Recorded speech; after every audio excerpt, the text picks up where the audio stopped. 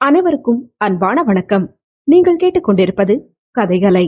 வாசிப்பவர் ஹேமலதா ஜெகநாத். அம்பை எழுதிய சிவப்பு கழுத்துடன் ஒரு பச்சை பறவை. தேன்மொழிக்கு 6 மாதம் இருக்கும்போதுதான் அத்தை இவளிடம் மெல்ல கூறினாள், மைதிலி, தேனுக்கு காது கேட்கலையோன்னு சந்தேகமா இருக்குது என்றாள். என்ன சொல்றீங்க அத்தை என்றாள் அதிர்ந்து போய். என்னவோ சரியில்லைன்னுட்டு தோணுதுமா. கணபதி விசர்ஜன் போது அவ்வளவு சத்தம் கூச்சல். இது பாட்டுக்கு தூங்குது. கைய தட்டினா திரும்பறதில்ல. கிளுகிழுப்பை ஆட்டினா அதுக்கு கேக்குதான்னு தெரியல. அது கையில குடுத்தா ஆட்டுது. ஆனா சத்தம் கேட்டா சிரிக்குமே, அப்படி சிரிக்க மாட்டேங்குது. நம்ம பேசுறோம்ல அதுகிட்ட, அப்போ ஒரு மாதிரி தலைய ஆட்டி வாய கோணிக்குது. அத்தை தயங்கி தயங்கி கூறினாள். ஐயோ அத்தை என்றாள். குழந்தை தூங்கும்போது செவி அருகில் கடிகார அலாரத்தை ஒலிக்க வைத்தாள். குழந்தை நிம்மதியாக உறங்கியது. அலங்கார பொருளாக வைத்திருந்த பெரிய மணி ஒன்றை செவி அருகில் வைத்து பெருத்த ஒலி வரும்படி ஆட்டினாள். குழந்தை விழிக்கவில்லை. பனிக்குகை ஒன்றில் அமர்ந்திருப்பது போல் சில்லிட்டு போயிற்று உடல். வசந்தன் இதை தாங்குவானா? அவள் பள்ளியிலும் மாற்றுத்திறனாளி குழந்தைகள் இரண்டொருவர் இருந்தனர். ஒரு மாணவியின் அம்மாவிடம் இது குறித்து பேசினாள். காது கேட்காத குழந்தை ஒலிகளை எழுப்புமா? கட்டாயம் மேடம். அது கோர்வையா இருக்காது, ரொம்ப உறக்க இருக்கும். ஏன்னா சத்தத்தோட அளவு அதுக்கு கேட்காது. அதனாலதான். சுஜாவுக்கு கூட காது கேட்காதுன்னு தெரிய நாளாயிற்று எங்களுக்கு. ஆயி பாபான்னு அவ சொல்றாளேன்னு நாங்களே கற்பனை பண்ணிக்கிட்டோம். அப்புறம்தான் புரிஞ்சுது. மகளை சிறப்பு பள்ளியில் சேர்த்ததை, முதலில் செவி கேட்கும் கருவி பொருத்தியதை, தினம் 20 கிலோமீட்டர் பயணித்து குழந்தையை சிறப்பு பள்ளிக்கு கூட்டி வந்ததை, காக்லியர் செருகலை பொருத்தும் அறுவை சிகிச்சைக்கு பணம் சேர்த்ததை எல்லாம் கூறினாள். தேன்மொழிக்கு 1 வயது ஆகும் வரை வசந்தனிடம் கூற தயக்கமாக இருந்தது. குழந்தையின் ஆண்டு நிறைவு கொண்டாட்டத்தின் போது அவள் தன் தலையை அதிகம் ஆட்டுவதை கவனித்த சிலர் இவளிடம் வந்து, அழகு குழந்தை, தலையை இப்படி ஆட்டுறது சரியா தெரியலையே, எதற்கும் டாக்டரிடம் போய்விடுங்கள் என்று மெல்ல கூறினர். அத்தனை கூச்சலிலும் அழாமல் இருந்த தேன்மொழியை தூக்கிக் கொண்டு கொண்டாடினான் வசந்தன். அன்று இரவு அவன் மார்பில் கவிழ்ந்து படுத்து தூங்கிக் கொண்டிருந்த தேன்மொழியை கீழே படுக்க போட்டுவிட்டு வசந்தனிடம் தேன்மொழியின் செவிப்புலன் குறித்த தன் ஐயங்களை கூறினாள். அத்தையும் அப்படி நினைப்பதாக கூறினாள். வசந்தனுக்கு அவ்வளவு கோபம் வந்து அவள் பார்த்ததில்லை. எழுந்து உட்கார்ந்து கொண்டு, உனக்கு என்ன பைத்தியமா? நீ எல்லாம் அம்மாவா இருக்கவே லாய்க்கில்ல. பச்சை புள்ள, அத போய் சொல்றியே. ஐயோ, என் வீட்லயே என் குழந்தைக்கு 2 எதிரிகளா என்று அவன் போட்ட கூச்சலில் அத்தை பதறிக்கொண்டு ஓடி வந்தாள். அவர்கள் படுக்கை அறைக்குள் வந்து, என்னடா வசந்த், என்ன விஷயம் என்றாள்.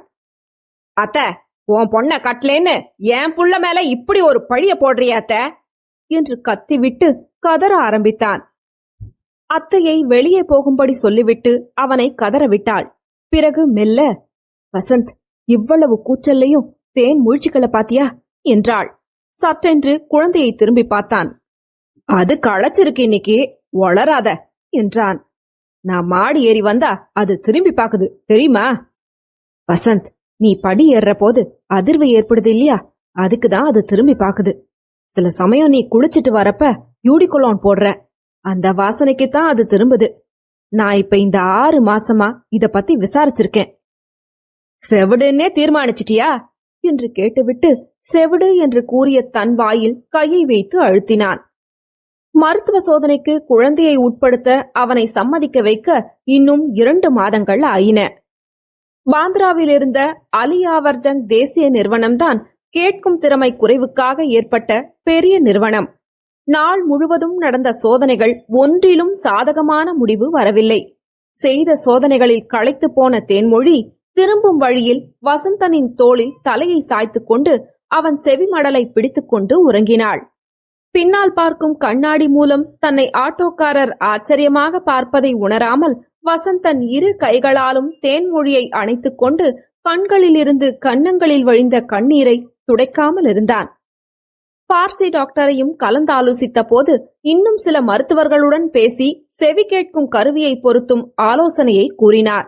பிறகுதான் அதை பொருத்தும் முயற்சியும் குழந்தையின் தவிப்பும் வசந்தனின் குமுறலும்.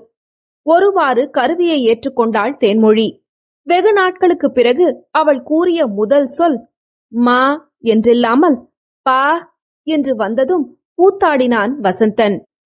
அதன் பிறகு தே என்றாள். அத்தை அவள் பிஞ்சு கைகளை கண்ணில் ஒற்றிக்கொண்டாள்.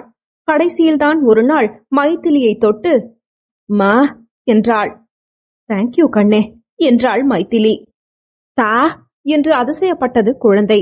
நாளடைவில் பா மாறி சாந்த் என்று கூப்பிட்டது வசந்தனை. இவளை திலி என்றது. அத்தையை மாத்திரம் அத்தே என்றது தெளிவாக. சிறப்பு பள்ளியின் அனைத்து ஆசிரியர்களும் செவிப்புலன் உள்ளவர்களாகவே இருந்தார்கள். செவி கேளாதவர்களை பேச வைக்கும் சிறப்பு பள்ளிகள்தான் எங்கும் இருந்தன. புதட்டசைவை பார்த்து சொற்களை புரிந்து கொள்வது, செவியில் உள்ள கருவியின் உதவியுடன் பேசுவது, பேச்சுக்கான பயிற்சி 2 வயதாகும் முன்பே எல்லாம் தொடங்கிவிட்டது. அவளுடைய பள்ளி அருகிலேயே சிறப்பு பள்ளியும் இருந்ததால் அதிக சிரமம் இருக்கவில்லை.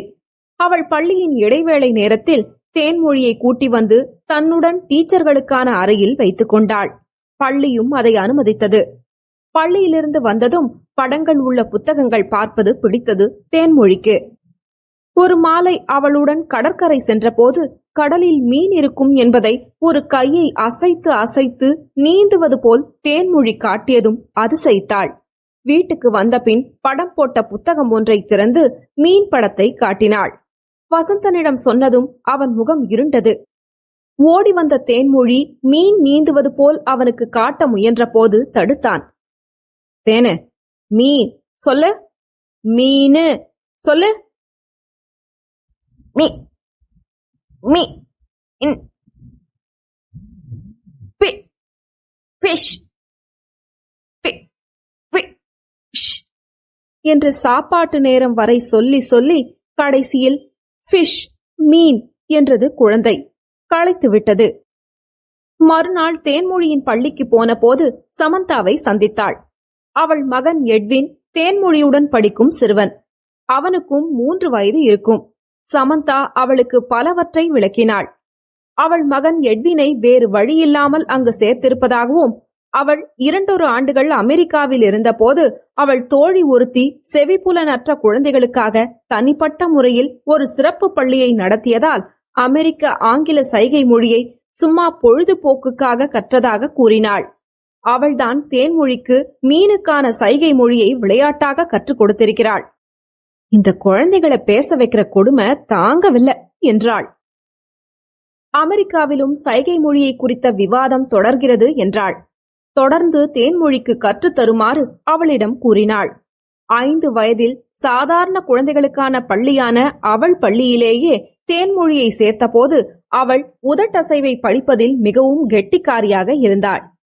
உச்சரிப்பு சற்றே மாறினாலும் சரளமாகவே பேசினாள்.